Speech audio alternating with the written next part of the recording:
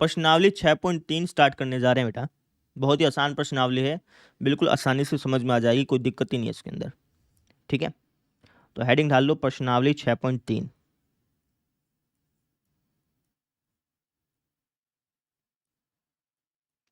तो इस प्रश्नावली में हमें दो चीजें पढ़नी है। एक तो हमें पढ़ना है स्पर्श रेखा के बारे में, जिसको इंग्लिश में बोला जाता है टेंजेंट, और एक हमें पढ़ना है अभिलंब के बारे में, जिसको इंग्लिश में बोला जाता है नॉर्मल। नॉर्मल कह लो, परपेंडिकुलर कह लो, बात एक ही है वैसे। ठीक है, तो स्पर्श रेखा क्या होती है? तो आपके अनुसार स्पर्श रेखा एक ऐसी रेखा होती है जो एक पॉइंट पर टच करते हुए जा रही हो, है ना। जैसे मान लीजिए कि मैंने आपको कोई फंक्शन दे दिया जिसका ग्राफ कुछ इस तरीके से बन रहा है, लेट्स से कि इस तरीके से बन रहा है। ठीक है, अगर मैं आपसे कह दूं कि इस ग्राफ पर इस पॉइंट पर स्पर्शरेखा खींचो, मान लो कि ये पॉइंट है x बराबर 4, तो इस ग्राफ पर x बराबर 4 पर स्पर्शरेखा खींचो, तो स्पर्शरेखा क्या होगी? स्पर्शरेखा इस पॉइंट को केवल टच करती हुई जाएगी, है ना। तो स्पर्शरेखा बेसिकली कुछ ऐसी बनेगी, इसको अपन स्पर्शरेखा बोलते हैं। तो ये हमारी क्या हो गई? ये हमारी x बराबर 4 पर स्पर्शरेखा हो गई। ठीक है, तो स्पर्शरेखा तो आपको पता ही क्या स्पर्शरेखा क्या चीज़ है। बात करते हैं अभिलंब की। अभिलंब क्या होगा? अभिलंब बेसिकली स्पर्श रेखा के ऊपर परपेंडिकुलर होता है ना। जैसे अगर आपसे बोल दे कि x बराबर 4 पर अभिलंब खींचिए, तो अभिलंब खींचने के लिए आप क्या करिए? x बराबर 4 पर सबसे पहले स्पर्श रेखा खींच लीजिए। खींच लिया। अब हमसे बोला कि यार अभिलंब खींचो, तो अभिलंब क्या होगी? अभिलंब इस पर परपेंडिकुलर होगा, है ना। तो आप इस पर परपेंडिकुलर खींच दीजिए कुछ इस तरीके से।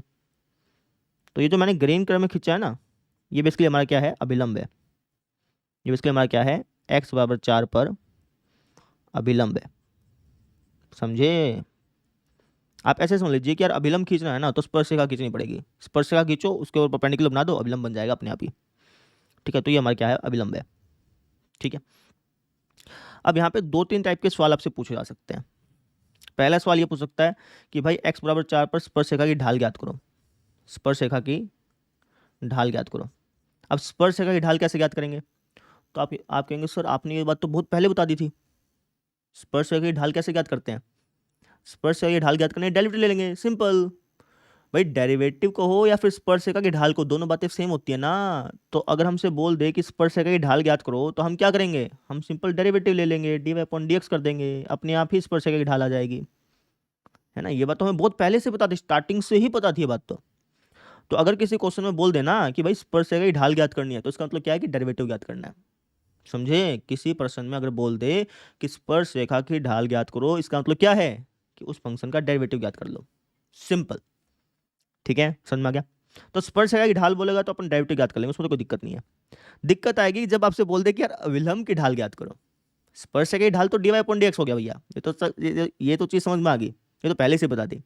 लेकिन अगर आपसे बोल दे कि यार अभिलंब की ढाल ज्ञात करो, तो इस अभिलंब की ढाल कैसे ज्ञात करोगे भैया? उसमें समस्या है ना।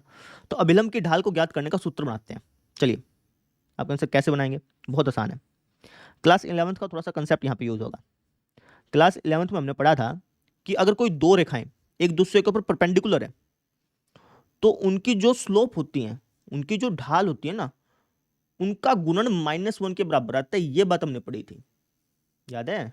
कि भाई कोई दो रेखाएं हैं, एक दूसरे के परपेंडिकुलर है ना। तो इसकी जो ढाल होगी, इसको लेट से मैं m1 बोल रहा हूं, और इसकी जो ढाल होगी, इसको लेट से मैं m2 बोल रहा हूं। तो इन दोनों की ढाल का गुणन जो है वो हमेशा -1 के बराबर आता है। ये बात हमने क्लास 11th में पढ़ी थी। तो हम इसी का इस्तेमाल करके इस अभिलंब की ढाल ज्ञात कर लेंगे। कैसे सर जी? देखो, जैसे कि मैंने आपको बताया कि स्पर्श रेखा और अभिलंब एक दूसरे के ऊपर परपेंडिकुलर होते हैं। इसका मतलब ये हो गया कि स्पर्श रेखा की जो ढाल है गुणा में अभिलंब की जो ढाल है, वो किसके बराबर आएगी? आप कहेंगे सर -1 के बराबर आएगी। अभी आपने बताया कि अगर कोई दो रेखाएं एक दूसरे के परपेंडिकुलर हैं तो उन दोनों की ढाल का गुणन -1 के बराबर होता है। तो इसी तरीके से मुझे मालूम है कि भाई स्पर्श रेखा और अभिलंब जो है एक दूसरे के ऊपर परपेंडिकुलर होते हैं, तो इसका मतलब कि इन दोनों की ढाल का गुणन क्या आएगा, -1 के बराबर आएगा। तो हम इस कंसेप्ट का इस्तेमाल करते हुए अभिलंब की ढाल ज्ञात कर लेंगे। कैसे? तो यहां से मैं कह सकता हूं कि जो अभिलंब की ढाल होगी, अभिलंब की जो ढाल होगी वो किसके बराबर हो जाएगी, ये बराबर हो जाएगी -1 अपॉन में स्पर्श रेखा की ढाल। समझे? तो अगर आपको, ध्यान से समझिए, अगर आपको कभी अभिलंब की ढाल निकालने को बोल देना, आपको बोल दे कि भैया अभिलंब की ढाल निकाल लो, तो आप क्या करिएगा, स्पर्श रेखा की ढाल निकाल लेना, फिर उसका रेसिप्रोकल करके नेगेटिव कर देना, अपने आप ही अभिलंब की ढाल निकल जाएगी। समझ रहे हो मेरी बात को? कभी भी आपको अभिलंब की ढाल ज्ञात करनी हो तो स्पर्श रेखा की ढाल निकाल लेना, फिर उसका रेसिप्रोकल करके, उल्टा करके उसको नेगेटिव लगा देना, अपने आप ही अभिलंब की ढाल मिल जाएगी। ये मैं कहना चाह रहा हूँ। समझ में आ गई मेरी बात?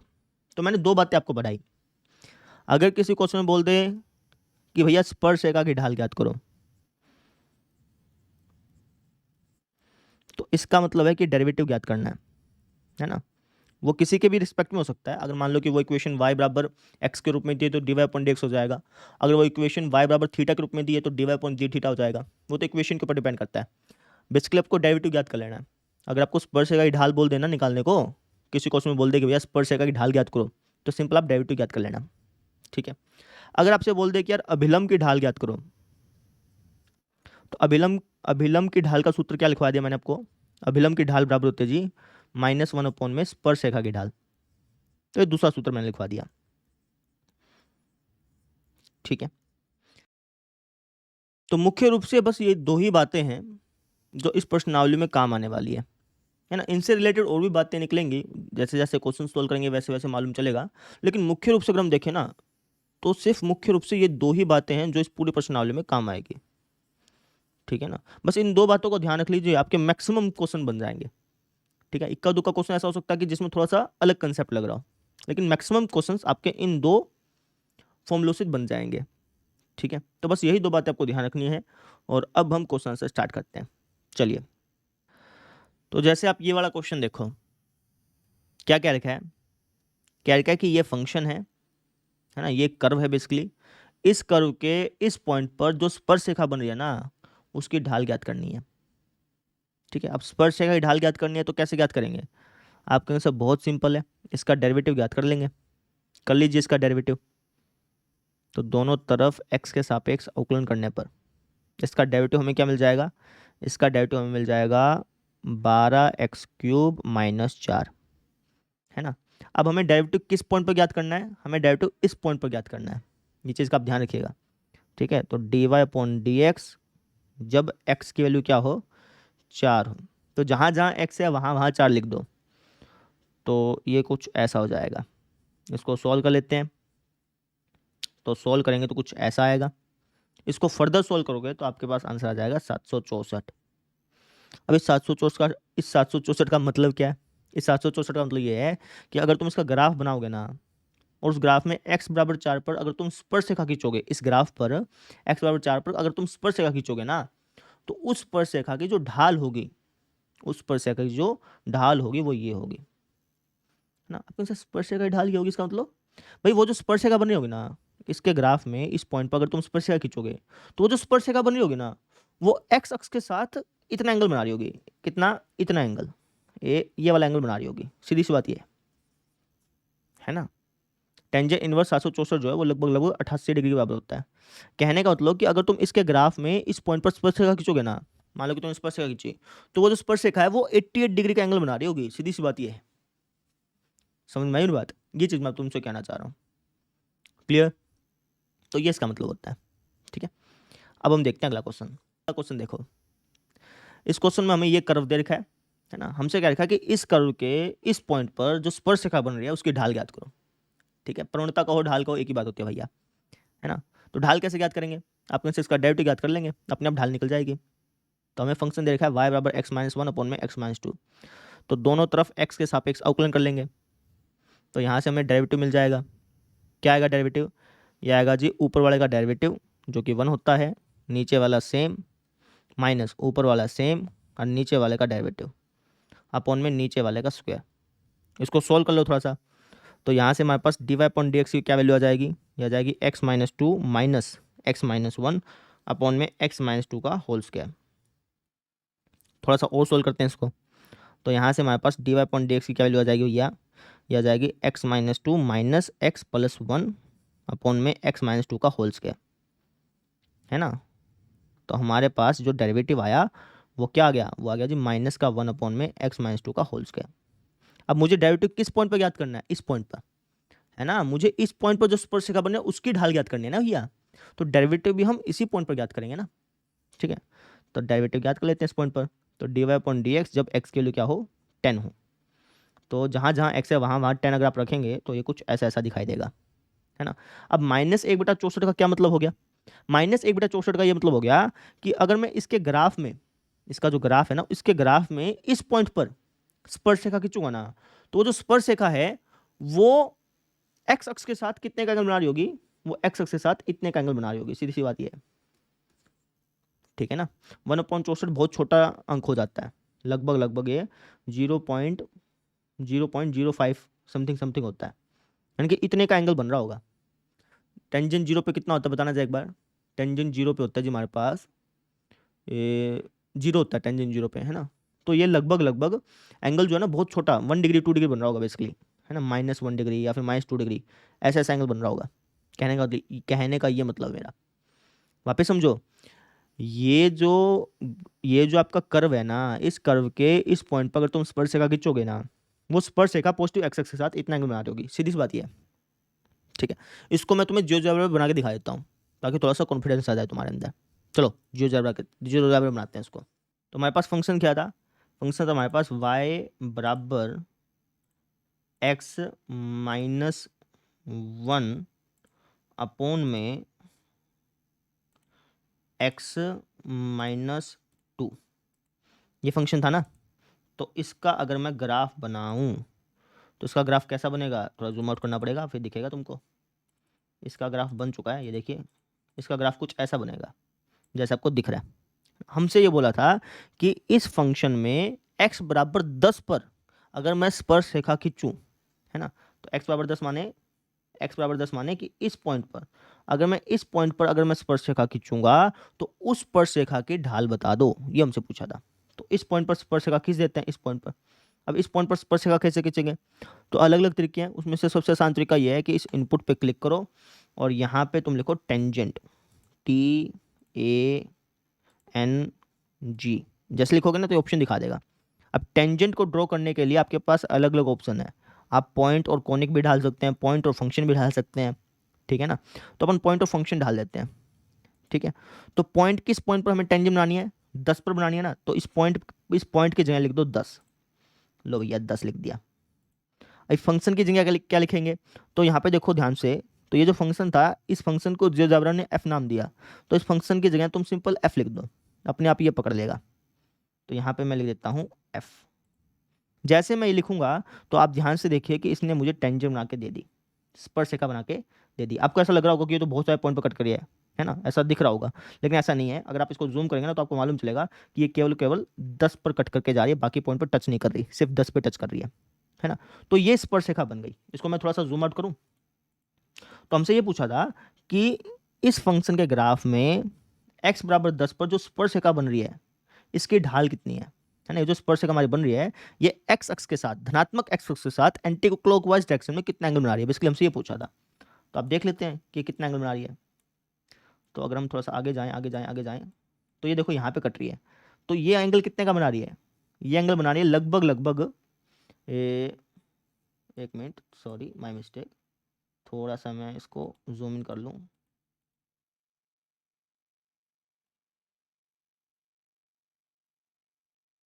तो जब मैंने इसको जूम किया तो जो हमारी स्पर्शरेखा है वो एक्स अक्ष को ऐसे काटती हुई जा रही है, जैसे आप नोटिस कर पा रहे हैं, है ना। तो अगर आप ध्यान से नोटिस करें तो ये जो एंगल बन रहा है ये लगभग लगभग 180 डिग्री से 180 डिग्री जैसा ही बन रहा है ना। 180 डिग्री से हल्का सा कम होगा ना। तो चेक कर लेते हैं कि एंगल कितना बन रहा है यहाँ पे। या फिर आप ऐसे भी देख सकते हैं कि जो हमारा आंसर आया था, हमारा आंसर क्या आया था, -1/64। -1/64 में क्या बता रहा था, -1/64 यही बता रहा था कि ये जो एंगल बन रहा है ना, वो बेसिकली हमारा क्या बन रहा है, वो हमारा टेंजेंट इनवर्स -1/64 बन रहा है। अब टेंजेंट इनवर्स -1/64 की वैल्यू निकाल लेते हैं, है ना। तो उसके लिए या तो आप यहाँ पे इनपुट पे क्लिक कर लीजिए, है ना, और हमें वैल्यू किसकी निकालनी है, टेंजेंट इनवर्स -1/64 की। हमें ये तो पता करना है ना कि टेंजेंट में -1/64 किस एंगल पे आता है, तो चेक कर लेते हैं। -1/64,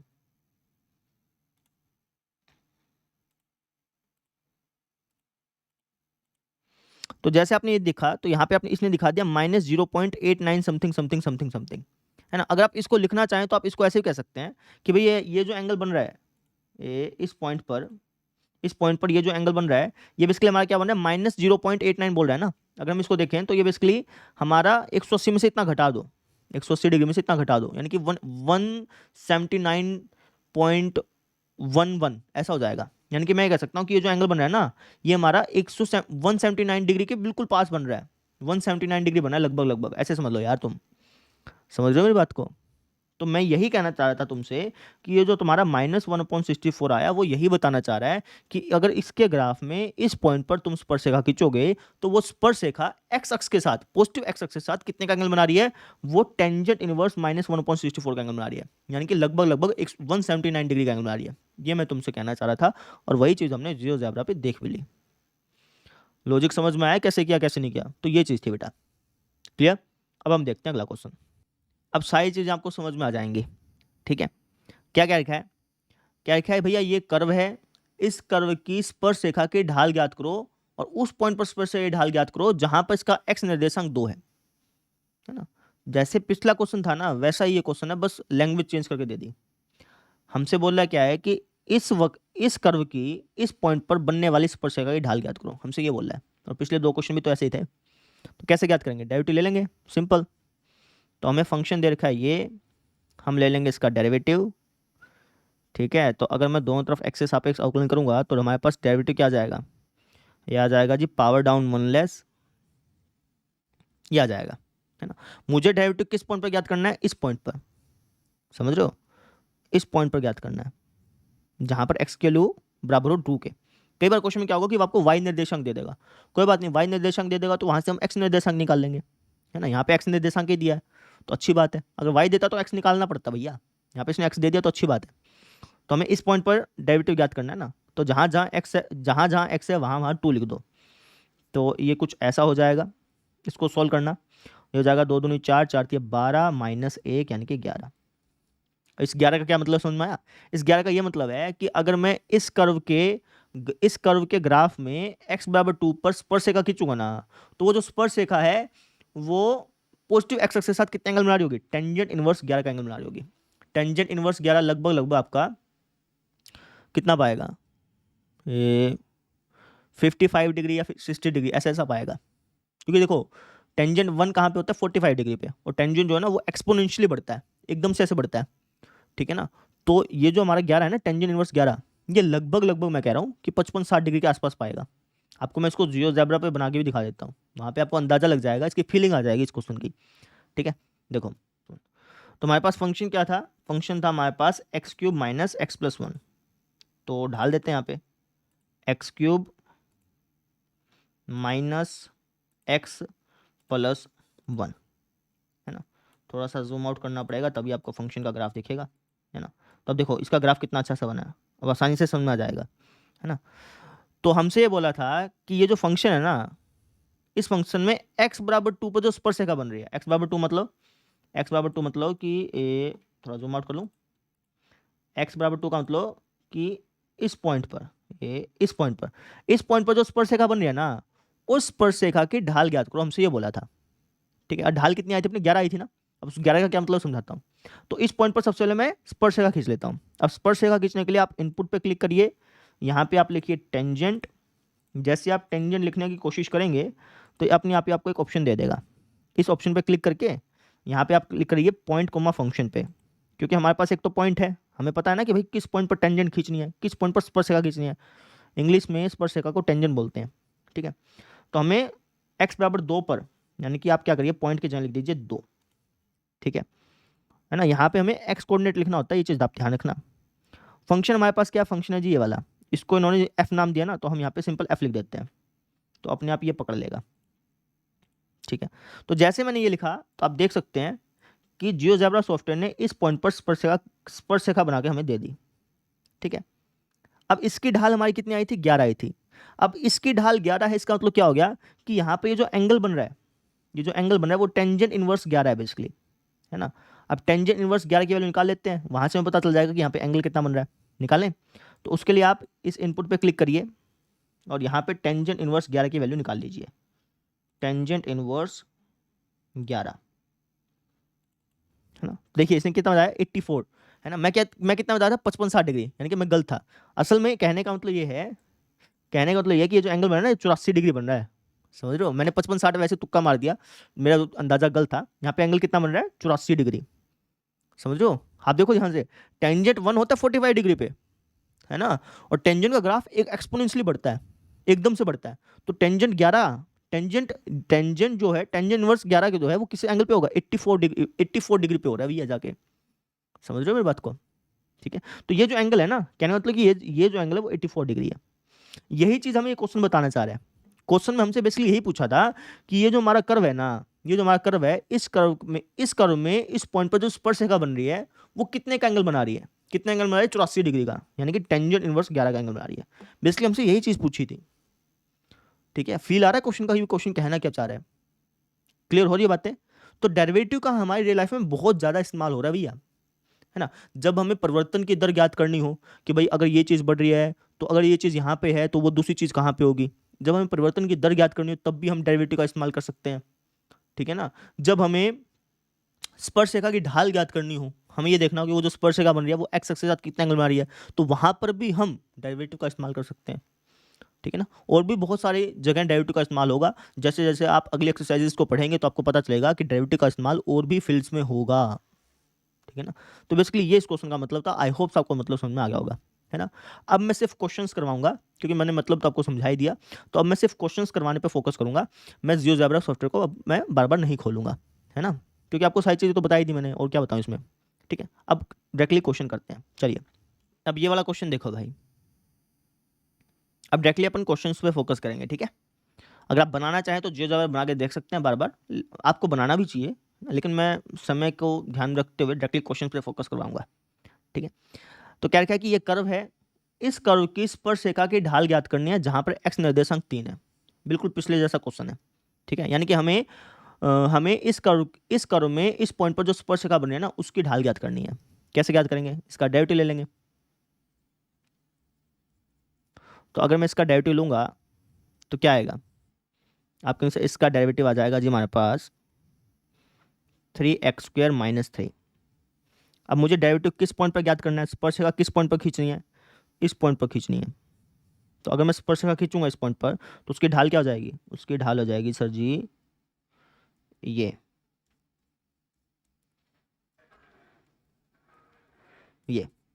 कहने का मतलब ये है कि ये जो कर्व है, अगर मैं इस कर्व में इस पॉइंट पर स्पर्शरेखा खींचता हूँ तो उस स्पर्शरेखा की ढाल क्या होगी, 24 होगी। या फिर आप कह लो कि उस स्पर्शरेखा का जो एंगल बन रहा होगा वो कितना बन रहा होगा, टेंजेंट इनवर्स 24 बन रहा होगा, है ना। टेंजेंट इनवर्स 24 कितना पाएगा, लगभग लगभग आप इनसे ऐसे अंदाजा लगा ही नहीं सकते। टेंजेंट इनवर्स 11 जो था वो लगभग 84 डिग्री था, तो टेंजेंट इनवर्स 24 जो है वो 86-87 डिग्री पाएगा लगभग लगभग, है ना। 90 डिग्री से छोटा ही पाएगा ना, क्योंकि अगर यहाँ पे नेगेटिव होता तब हमारा एंगल जो है ना वो 90 से बड़ा पाता, समझ रहे हैं। टेंजेंट नेगेटिव कहाँ होता है, सेकंड क्वाड्रेंट में, 90 से ज़्यादा में होता है। तो यहाँ पे अगर यहाँ पे पॉजिटिव बन रहा है तो इसका मतलब ये है कि भैया जो एंगल है वो 90 से छोटा ही पाना है। ठीक है, तो अंदाजा से मैं कह सकता हूँ कि भाई 86-87 डिग्री एंगल पा सकता है ना। आप निकाल के देख लीजिए चाहे तो, अगर आप निकाल के देखना चाहें तो। बेसिकली क्वेश्चन आपको यहाँ तक करके आना होता है, मैं बस आपको मतलब समझाना चाह रहा हूँ। ठीक है, तो बस ये आ गया आपका आंसर, समझ में आ गई, लॉजिक समझ में आया। अब हम देखते हैं अगला क्वेश्चन। यहाँ पे आपको इक्वेशन दे रखी है लेकिन प्राचलिक रूप में, कोई बात नहीं, डेरिवेटिव तो अपन वैसे भी ज्ञात कर लेंगे, है ना। हमें अभिलंब की प्रवणता ज्ञात करनी है, स्पर्श रेखा कितना एंगल बना रही है वो नहीं पता करना, अभिलंब जो है उसकी ढाल ज्ञात करनी है, अभिलंब कितना एंगल बना रहा है वो ज्ञात करना है। ठीक है ना, तो वही सेम चीज़ प्राचलिक रूप वाले क्वेश्चन को कैसे सोल्व करते हैं। आप कहेंगे सर दोनों तरफ, इस यहाँ पे तो दोनों तरफ अपन थीटा के सापेक्ष डेरिवेटिव करेंगे, यहाँ पे भी थीटा के सापेक्ष डेरिवेटिव करेंगे, फिर इनको भाग कर देंगे, अपने आप dy/dx आ जाएगा, पता चल जाएगा अपने को, है ना। करते हैं इसको, करके दिखाता हूँ।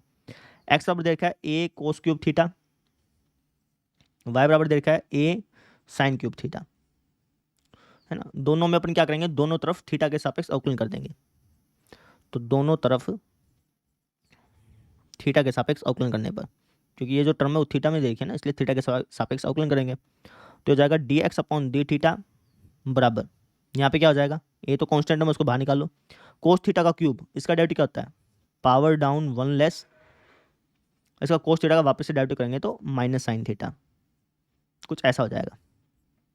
अच्छा, इसका भी डेरिवेटिव कर लो, तो ये हो जाएगा d Y upon D theta बराबर, ये तो कांस्टेंट है, उसको बाहर फेंक दो, साइन थीटा का whole cube, power down 1 less, power down 1 less, इस साइन थीटा का वापस से डेरिवेटिव करेंगे तो कोस थीटा। समझ में आ गया होगा, बहुत बार हमने डेरिवेटिव ज्ञात किया है, ठीक है। तो अब मुझे क्या निकालना है, मुझे तो D Y upon D X चाहिए ना भैया, है ना। तो D Y upon D x क्या हो जाएगा, ये हो जाएगा जी D Y upon D theta upon में D x upon D theta. D Y upon D theta की वैल्यू क्या है, ये जी A 3 sine square theta cos theta, और D x upon D theta की वैल्यू क्या है, minus A 3 cos square theta और साइन थीटा, है ना। ए से ए कट गया भैया, 3 से 3 भी कट गया, तो यहाँ पे हमारे पास बचेगा क्या, साइन स्क्वेयर, साइन थीटा से एक साइन थीटा काट दो, कोस से एक कोस काट दो, यानी कि टेंजेंट थीटा बचेगा, ये तो बचेगा, है ना। साइन बाय कोस तो टेंजेंट होता है, ठीक है। हमें d Y upon D x की वैल्यू कब निकालनी है, हमें d Y upon D x की वैल्यू तब निकालनी है जब थीटा हमारा हो पाई बाय 4। तो जो हमारा d Y upon D x आया उसमें थीटा की जगह पाई बाय 4 रख दो, टेंजेंट पाई बाय 4 पे क्या होता है 1, समझे। तो इस तरीके से हमने क्या ज्ञात कर लिया, स्पर्श रेखा की ढाल ज्ञात कर ली। ये तो स्पर्श रेखा की ढाल है ना बेटा, हमें किसकी ढाल ज्ञात करनी है, हमें अभिलंब की ढाल ज्ञात करनी है। तो कोई बात नहीं, हमें पता है, हम जानते हैं एक फॉर्मूले को, हम कहेंगे कि हम जानते हैं, ये हमारी अभिलंब की ढाल नहीं आई है बेटा, ये तो हमारी स्पर्श रेखा की ढाल आई है। हम जानते हैं कि जो स्पर्श रेखा की ढाल होती है, या फिर आप सिंपल भी कह सकते हो, हम जानते हैं कि जो अभिलंब की ढाल होती है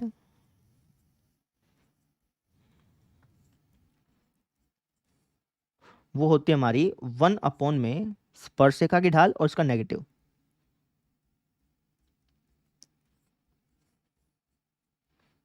ये बात हमें पता है ना, तो इसी का हम इस्तेमाल कर लेंगे। समझ में आ गई मेरी बात। इसको अगर आप और अच्छी तरह से लिखना चाहें ना, इसी बात को, ये बात बिल्कुल ऐसे ठीक लिखी गई, कोई दिक्कत नहीं है। अगर आप इसको और अच्छी तरह से लिखना चाहें तो आप इसको ऐसे कर सकते हैं, इसी बात को मैं थोड़ा सा और अच्छी तरह से लिख देता हूँ। इस बात को हम ऐसे कह सकते हैं कि एक्स बराबर थीटा बराबर, सॉरी, थीटा बराबर पाई बाय 4 पर जो अभिलंब की ढाल होगी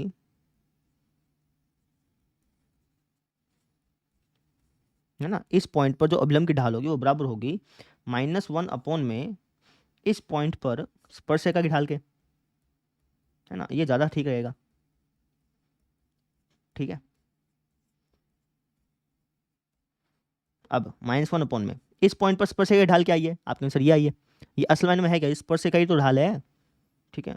तो ये कुछ ऐसा हो गया, ये हमारे पास कितनी आई है, ये -1 आई है बेटा, यहाँ पे मिस्टेक कर दी है, माइनस भी तो है ना, यहाँ पे -1 है बेसिकली, है ना। कट के क्या आ जाएगा, 1 आ जाएगा। कहने का मतलब कि जो अभिलंब की ढाल है, इस पॉइंट पर जो अभिलंब की ढाल है वो कितनी है, 1 है, ये मैं कहना चाह रहा हूँ।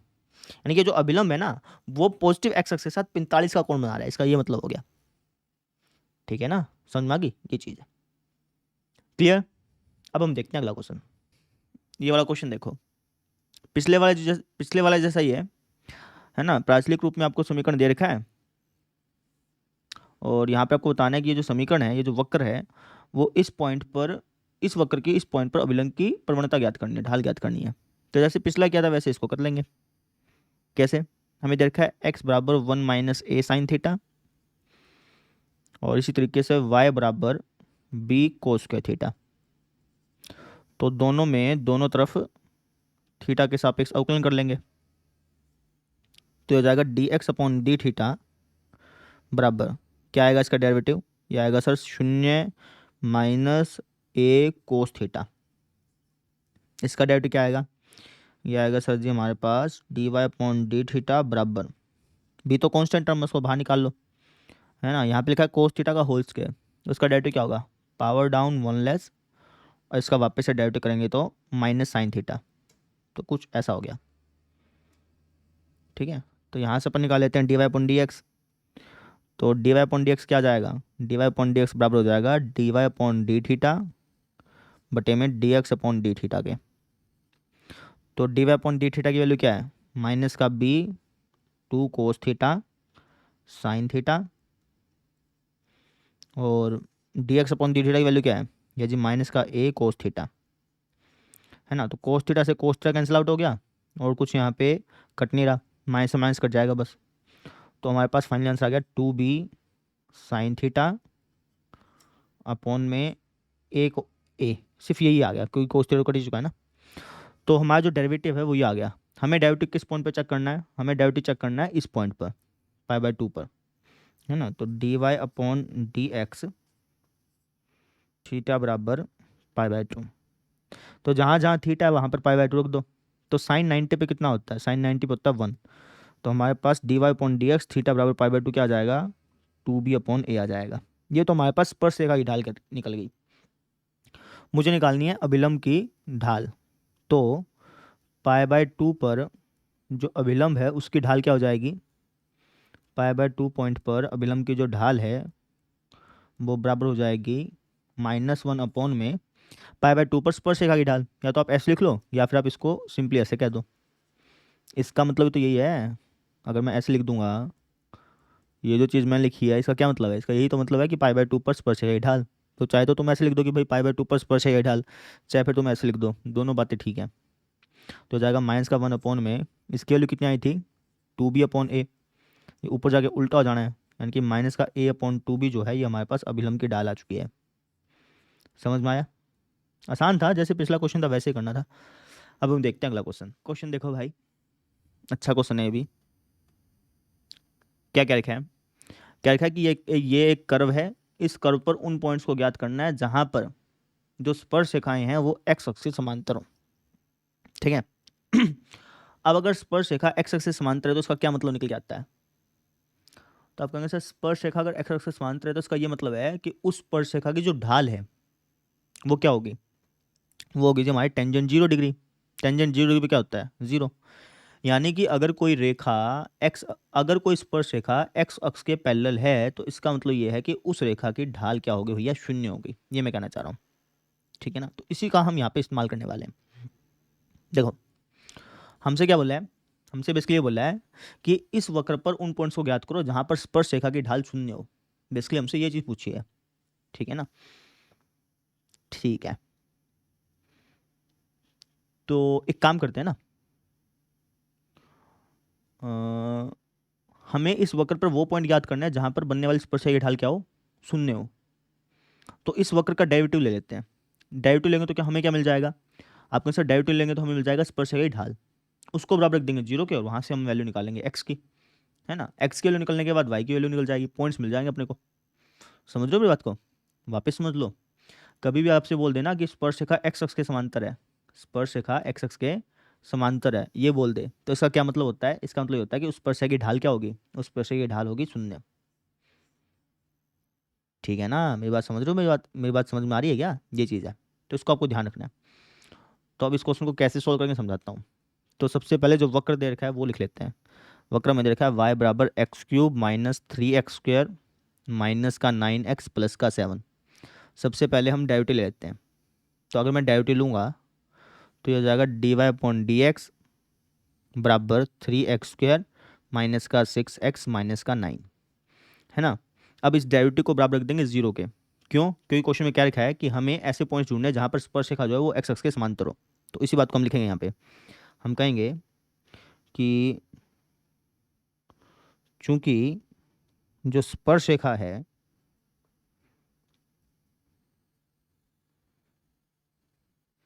वो एक्स अक्ष के समांतर होनी चाहिए या फिर एक्स अक्ष के समांतर हैं, तो इसका मतलब ये हो गया कि स्पर्शरेखा की जो ढाल है, स्पर्शरेखा की जो ढाल है, स्पर्शरेखा की ढाल मतलब d Y upon D x, है ना, डेरिवेटिव। जो स्पर्शरेखा की ढाल है वो बराबर होगी किसके, 0 के। है ना। जैसे मैंने आपको बताया कि अगर स्पर्श रेखा एक्स एक्स के समांतर है तो इसका मतलब क्या होता है कि जो स्पर्श है ये ढाल है वो किस बराबर होगी, शून्य के बराबर होगी। तो ये जो डेरिवेटिव हमारा निकला इसको हम शून्य के बराबर रख देते हैं। तो हमारा डेरिवेटिव क्या निकला, ये निकला ना, इसको बराबर रख दो शून्य के। इसको सॉल्व करके एक्स के वैल्यू निकाल लो और वहाँ से वाई के वैल्यू निकल के एक पॉइंट मिल जाएंगे, आपको कोऑर्डिनेट्स मिल जाएंगे। वही हमें चाहिए, वही हमसे पूछा है। तो इसको सॉल्व करते हैं। तो 3 कॉमन ले लो, एक्स स्क्वायर माइनस का 2x माइनस का 3 बराबर शून्य। 3 यहाँ पे आ गया, जोड़ने पे -2 आना चाहिए, गुणा करने में -3 आना चाहिए। ऐसे दो अंक बताना फटाफट से, जोड़ने पे -2 आ जाए, गुणा करने में -3 आ जाए। तो ये आएगा जी -3x प्लस का 1x, -3 बराबर 0। तो इन दोनों में से x कॉमन निकाल लो, तो हो जाएगा x -3, यहाँ पर भी x -3 बचेगा, +1 है ही, बराबर 0। तो यहाँ से हमारे पास फैक्टर क्या बन के आ गए, x-3 x + 1 बराबर 0, है ना। अब तीन चीज़ों की गुणा करने पे 0 आ रहा है, इसका मतलब या तो ये 0 होगा, या ये 0 होगा, ये 0 होगा। अब ये तो 0 हो नहीं सकता, है ना, तो यहाँ से तो कुछ वैल्यू निकलेगी नहीं। इसको जो आप रखेंगे तो एक्स की वैल्यू क्या आ गई, 3 आ गई। इसको जो आप रखेंगे तो एक्स की वैल्यू क्या आ गई, -1 आ गई। अब अगर एक्स की वैल्यू 3 है तो वाई की वैल्यू क्या होगी, अगर एक्स की वैल्यू 3 है तो वाई की वैल्यू क्या होगी। तो आप कहेंगे सर इसके अंदर पुट कर देंगे, इस कर्व के अंदर, इसके अंदर पुट करेंगे ना बेटा, क्योंकि वो जो पॉइंट है वो इस कर्व पे है, तो इसके अंदर पुट करेंगे और हमें वाई की वैल्यू मिल जाएगी। तो 3 को यहाँ पे पुट कर लो।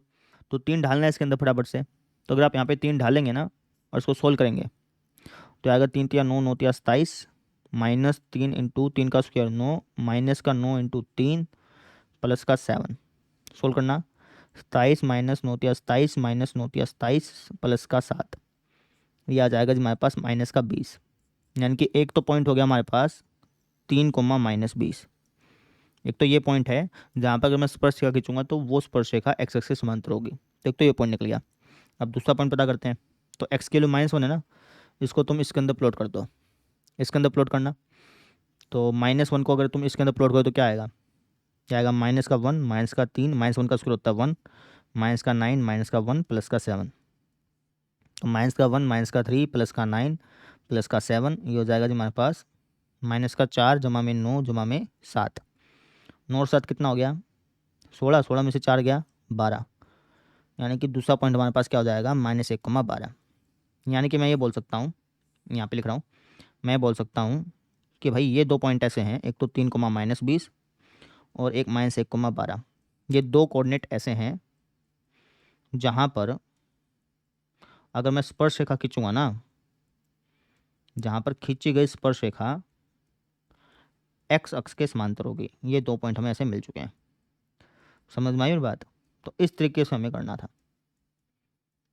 है ना। कुछ भी नहीं था क्वेश्चन में, बस लॉजिक का आपको ध्यान रखना था। वापस समझ लो, हमसे ऐसे बोला था कि यार ये जो वक्र है ना, इस वक्र पर ऐसे पॉइंट्स ज्ञात करो जहाँ पर खींची गई स्पर्श रेखा एक्स एक्सिस समांतर हो। अब अगर स्पर्श रेखा एक्स एक्सिस समांतर है तो इसका मतलब क्या होगा, इसका मतलब ये हो गया कि इसका जो डेरिवेटिव शून्य के बराबर होगा। ऑब्वियस सी बात है, स्पर्श रेखा अगर एक्स एक्सिस समांतर है तो इसका मतलब क्या हो गया कि स्पर्श रेखा की ढाल क्या होगी, शून्य के बराबर होगी। स्पर्श रेखा की ढाल मतलब इसका डेरिवेटिव, तो इसका डेरिवेटिव निकाल करके उसको शून्य के बराबर रखा, वहाँ से हमें मिल गई वैल्यू। बस ऐसे करना था, समझ में आया। ये जो मैंने लिखा है ना, ये रफ का काम है, इसको तुम करके मत दिखाना टीचर को, बस ऐसे कर लिया। अब हम देखते हैं अगला क्वेश्चन। क्वेश्चन देखो, पिछले क्वेश्चन जैसा ही है। आपको एक कर्व दे रखा है, आपको क्या रखा है कि इस कर्व पर वो पॉइंट्स ज्ञात करो जहाँ पर अगर मैं स्पर्श रेखा खींचूँ ना तो वो जो स्पर्श रेखा है वो इन दो पॉइंट्स को मिलाने वाली रेखा के समांतर हो। ठीक है, पिछले क्वेश्चन में भी ऐसा ही था। पिछले क्वेश्चन में हमें वो पॉइंट्स ज्ञात करने थे जहाँ पर जो स्पर्श रेखा है वो एक्स एक्सिस से समांतर हो, है ना। अब की बार क्या कर दिया कि जहाँ पर जो स्पर्श रेखा है वो इन दो पॉइंट्स को मिलाने वाली रेखा के समांतर हो। तो ऐसे पॉइंट्स कैसे ज्ञात करोगे। तो क्लास 11th में कंसेप्ट तुमने पढ़ा था कि अगर कोई दो रेखाएं समांतर हैं तो इन दोनों की ढाल बराबर होती है ना। तो इसी कंसेप्ट का हम यहाँ पे इस्तेमाल करेंगे। हमसे क्या रेखा है कि जो स्पर्श रेखा है और जो इन दो पॉइंट्स को मिलाने वाली रेखा है ये दोनों समांतर हैं।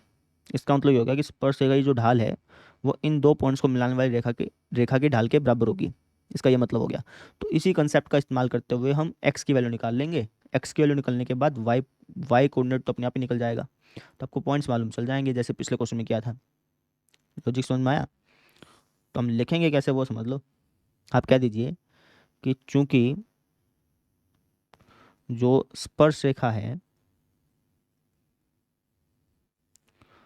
ये जो स्पर्श रेखा है ये हमारी समांतर है किसके, इन दो पॉइंट्स को मिलाने वाली रेखा के, है ना। तो आप इस बात को कह दीजिए, चूंकि स्पर्श रेखा समांतर है किसके, इन दो पॉइंट्स को मिलाने वाली रेखा के।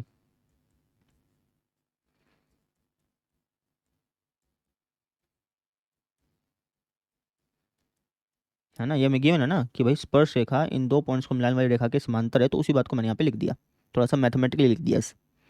ठीक है, तो अगर स्पर्श रेखा इन दो पॉइंट्स को मिलाने वाली रेखा के समांतर है, तो हमने क्लास 11th में ये बात सीखी थी कि जो स्पर्श रेखा की ढाल होगी, तो जो स्पर्श रेखा की ढाल होगी वो किसके बराबर हो जाएगी, वो बराबर हो जाएगी इन दो पॉइंट्स को मिलाने वाली रेखा की ढाल के। इन ये जो दो पॉइंट्स हैं इनको मिलाने वाली स्पर्श रेखा की ढाल के, इनको मिलाने वाली रेखा की ढाल के, इनको मिलाने वाली रेखा की ढाल के।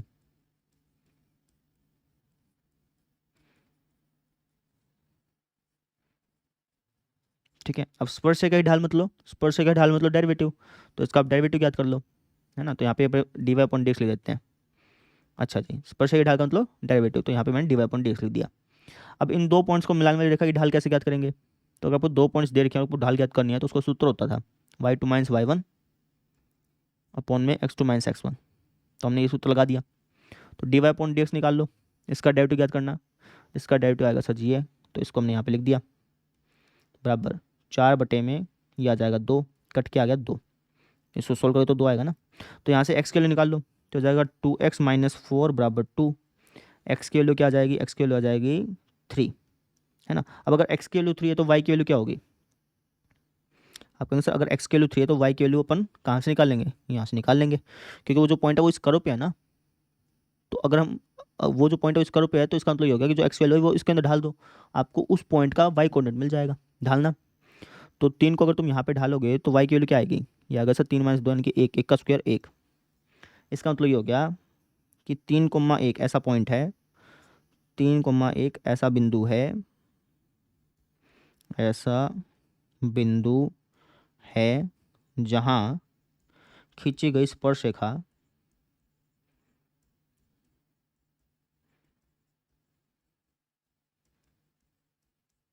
इन दो पॉइंट्स को मिलाने वाली रेखा के समांतर है।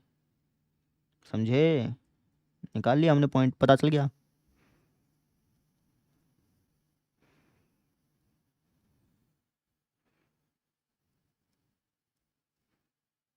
समझे, तो इस तरीके से हमने इस क्वेश्चन को सोल्व करना था। लॉजिक से चलोगे ना तो सारे क्वेश्चन बहुत प्यारे प्यारे और बहुत ही आसान लगेंगे आपको, लॉजिक समझ में आ गया तो जैसे कितना आसान क्वेश्चन था ये, है ना। अब हम देखते हैं अगला क्वेश्चन। अब ये वाला क्वेश्चन देखो भाई, क्या लिखा है कि ये एक कर्व है, इस कर्व पर वो पॉइंट ज्ञात करना है जहाँ पर जो स्पर्श रेखा बनेगी ना उसकी इक्वेशन ये है ना। यहाँ पर हमें स्पर्श रेखा की इक्वेशन दे दी, ठीक है जी। तो अगर आपको इक्वेशन दे दी तो क्या आप उस इक्वेशन से स्पर्श रेखा की ढाल ज्ञात कर सकते हैं क्या। भाई अगर मैं आपको ढाल दे दूं, एम की वैल्यू दे दूं, तो आप स्पर्श रेखा की इक्वेशन ज्ञात कर सकते हैं, तो बहुत आसान है ना। अगर मैंने आपको एम की वैल्यू दे दी तो आप स्पर्श रेखा की इक्वेशन ज्ञात कर सकते हैं। क्या सूत्र होता था, क्लास 11th में तुमने पढ़ा था। अगर मैं आपको एम दे दूं और मैं आपसे कह दूं कि रेखा की इक्वेशन ज्ञात करो, रेखा को स्पर्श रेखा को दोनों की इक्वेशन तो सेम ही होगी ना, स्पर्श रेखा भी तो एक रेखा ही है। तो अगर मैं आपको एम की वैल्यू दे दूं तो स्पर्श रेखा की इक्वेशन क्या हो जाएगी, क्या सूत्र होता था, y माइनस y1 बराबर m into x minus x1, ये सूत्र होता था ना। तो अगर आपको एम की वैल्यू दे रखी है, ढाल अगर दे दूं तो आप स्पर्श रेखा की इक्वेशन निकाल लेंगे।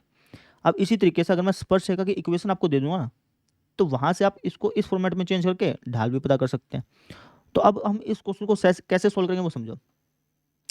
ये हमें स्पर्श रेखा की इक्वेशन दे रखी है ना, यहाँ से मैं काम करूंगा, स्पर्श रेखा की ढाल ज्ञात कर लूंगा, एम की वैल्यू ज्ञात कर लूंगा, स्पर्श रेखा की ढाल ज्ञात कर लूंगा। ठीक है, ढाल ज्ञात होगी। अब हमें पता है कि स्पर्श रेखा की जो ढाल होती है वो d Y upon D x भी होता है, तो यहाँ से मैं d Y upon D x ज्ञात कर लूंगा, है ना। यहाँ से मैं d Y upon D x ज्ञात कर लूंगा। अब d Y upon D x को हो या फिर ढाल को, दोनों चीज़ें क्या होती हैं, बराबर होती है हमेशा। तो इन दोनों को बराबर रख के वहाँ से हम पॉइंट्स निकाल लेंगे। लॉजिक देखा, ये लॉजिक लगा कर ये क्वेश्चन सोल्व कर लेंगे। लॉजिक समझ में आना चाहिए, लॉजिक समझ में आ गया ना तो सारे क्वेश्चन समझ में आ जाएंगे। वापस समझो, हमसे बोला था कि इस कर्व पर वो पॉइंट याद करना है जहाँ पर जो स्पर्श रेखा बन रही है ना उसकी इक्वेशन ये है। अब अगर स्पर्श रेखा की इक्वेशन दे रखी है तो मैं स्पर्श रेखा की ढाल निकाल सकता हूँ, तो मैं क्या करूँगा, इस इक्वेशन से ढाल निकाल लूंगा। है ना, और यहाँ से इसका डेरिवेटिव याद कर लूँगा। अब मुझे पता है कि जो डेरिवेटिव होता है वो स्पर्शरेखा की ढाल होती है, और ये भी हमारे पास स्पर्शरेखा की ढाल निकल के आई है, तो ये भी ढाल है स्पर्शरेखा की, ये भी स्पर्शरेखा की ढाल है, तो इन दोनों को बराबर रख के हम एक्स और वाई की वैल्यू निकाल लेंगे, और वही हमें चाहिए। तो इस तरीके से क्वेश्चन सॉल्व करेंगे बेटा। समझ में आया? लॉजिक समझ में आया क्या? अब लिखोगे कैसे वो समझ लो आप। तो हम कहेंगे कि भाई हमें वक्र दे रखा है y बराबर x cube minus 11x plus 5, तो इसका कर लेते हैं डेरिवेटिव ज्ञात, है ना, दोनों तरफ x से सापेक्ष अवकलन करने पर। ये लाइन आप लिख दीजिएगा, मैं डायरेक्टली कर रहा हूँ। तो ये जाएगा 3x स्क्वायर माइनस का 11, ये हमारे पास क्या निकलेगी? स्पर्शरेखा की ढाल निकलेगी बेसिकली, ठीक है ना। इसको ब्रैकेट में आप लिखना चाहें तो लिख भी सकते हैं कि हमारे पास क्या निकलेगी? स्पर्शरेखा की ढाल निकल चुकी है, ठीक है। अब मुझे स्पर्शरेखा की क्वेश्चन ये दे रखी है, स्पर्श रेखा का समीकरण मुझे क्या दे रखा है? स्पर्श रेखा का समीकरण दे रखा है भैया, समीकरण स्पर्श रेखा का समीकरण क्या दिया हुआ है आपके? सर स्पर्श रेखा का समीकरण दिया हुआ है, ये लिख लो इसको, y बराबर x माइनस 11, ठीक है। अब इससे मैं m की वैल्यू निकालूंगा, m माने स्पर्श रेखा की ढाल निकालूंगा। कैसे निकालूंगा? तो अगर मैं इसको लिखना चाहूँ तो ऐसे लिख सकता हूँ, y minus 0 equal to 1 into x minus 11। इसको अगर मैं लिखना चाहूँ तो ऐसे लिख सकता हूँ, है ना। अब y माइनस वाई नोट बराबर m into x minus x note से तुलना करने पर, अगर मैं इस इक्वेशन की इससे कंपैरिजन करूं, तुलना करूं तो मुझे m की वैल्यू मिल जाएगी। m माने स्पर्शरेखा की ढाल, m को हो या फिर dy अपॉन dx को, बात है कि ना भैया, है ना। तो मुझे स्पर्शरेखा की ढाल मिल जाएगी। क्या मिल जाएगी स्पर्शरेखा की ढाल? ये मिल जाएगी जी हमारे पास। अगर मैं इसका और इसका कंपैरिजन करूं तो m की वैल्यू क्या है? 1 है जी, है ना। अब ये भी स्पर्शरेखा की ढाल है, ये भी स्पर्शरेखा की ढाल है, तो इन दोनों को रख देते हैं बराबर, वहाँ से हमारे पास पॉइंट्स आ जाएंगे। तो हम कह देंगे तो ये भी हमारे पास स्पर्शरेखा की ढाल थी और ये भी हमारे पास स्पर्शरेखा की ढाल थी, तो इन दोनों को रख देता हूँ मैं बराबर, लिख देना इसको बराबर। D y point d x की वैल्यू क्या आई थी? आई थी जी 3x स्क्वायर माइनस 11, और m की वैल्यू क्या आई? m की वैल्यू आई 1। सोल्व कर लो, तो 3x स्क्वायर बराबर आ गया 12। तो यहाँ पर अगर मैं 3 से भाग कर दूँ तो एक्स स्क्वायर की वैल्यू आ जाएगी 4 और x की वैल्यू आ जाएगी प्लस माइनस 2, ठीक है ना। तो एक बार तो प्लस 2 ले लेंगे, एक बार माइनस 2 ले लेंगे, समझ रहे हो। तो x की 2 वैल्यू आ गई ना, एक तो 2 आ गई, एक माइनस 2 आ गई। तो अगर x की वैल्यू, अगर मैं x की वैल्यू 2 लूँ तो यहाँ पे पुट करूँ तो y की वैल्यू क्या आएगी?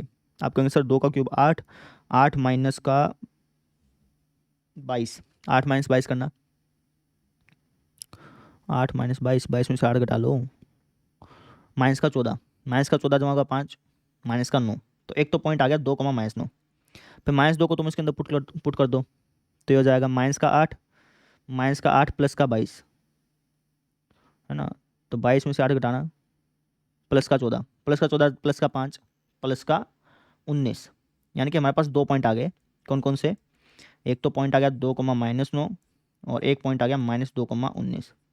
ये 2 पॉइंट्स ऐसे हैं इस कर्व पर, ये 2 पॉइंट्स ऐसे हैं जहाँ पर अगर मैं स्पर्शरेखा खींचूंगा तो उस स्पर्शरेखा की समीकरण ये होगी। तो उसी बात को आप यहाँ पे कह दो कि भैया ये 2 पॉइंट्स ऐसे हैं, ऐसे हैं जहाँ अगर मैं स्पर्शरेखा खींचता हूँ, जहाँ खींची गई स्पर्शरेखा जो होगी उसका समीकरण, उसका समीकरण क्या होगा? y बराबर x माइनस 11 है। सीधी सी बात यह है, अगर आप इन 2 पॉइंट्स पर, इस पर और इस पर, इन 2 पॉइंट्स पर स्पर्शरेखा खींचते हैं तो उस स्पर्शरेखा का समीकरण क्या होगा? ये होगा, है ना। कितना आसान सा क्वेश्चन था, बस लॉजिक लगा इसके अंदर, है ना। अब हम देखते हैं अगला क्वेश्चन।